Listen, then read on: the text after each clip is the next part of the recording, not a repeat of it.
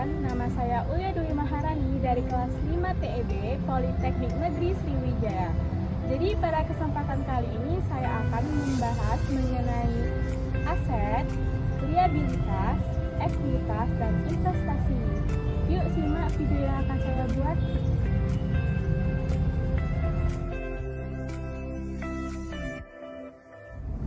Jadi kita masuk ke pembahasan yang pertama, yaitu tentang aset.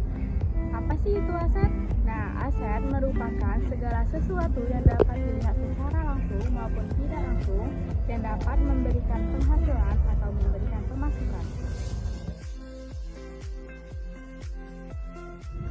Contoh dari aset itu sendiri yaitu jika kalian mempunyai sebuah rumah yang dapat menghasilkan uang sebesar 2 juta rupiah dalam 1 bulan, maka hal itu bisa disebut sebagai aset. Jadi segala sesuatu yang dapat mendatangkan penghasilan atau memberikan penghasilan bisa disebut aset. Seperti contohnya tanah yang dijualkan ataupun usaha bisnis. Selanjutnya yaitu liabilitas. Liabilitas adalah segala sesuatu yang dapat mengurangi nilai dari aset ataupun segala sesuatu yang dapat menjadi sumber pengeluaran yang mengurangi kekayaan kita.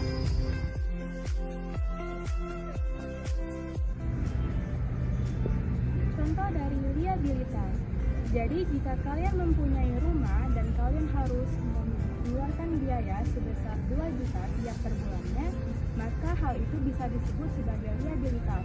Jadi liabilitas itu adalah sesuatu yang dapat mengurangi penghasilan. Bisa berupa pajak, hutang, biaya, dan lain sebagainya.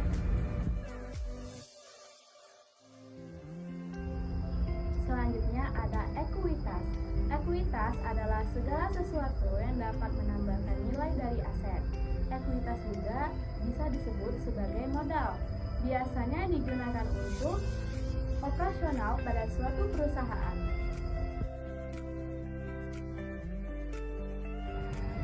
Adapun tujuan dari ekuitas, karena nilai ekuitas digunakan sebagai cerminan kondisi perusahaan, sehingga tujuan ekuitas adalah memberikan informasi sumber nilainya berupa laporan perubahan ekuitas.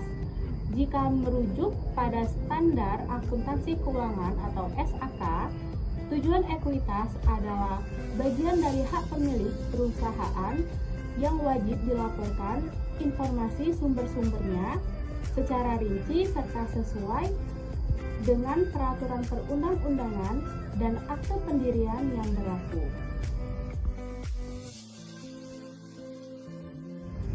Sebelum memiliki ekuitas, kita harus memahami terlebih dahulu apa yang dimaksud dengan investasi.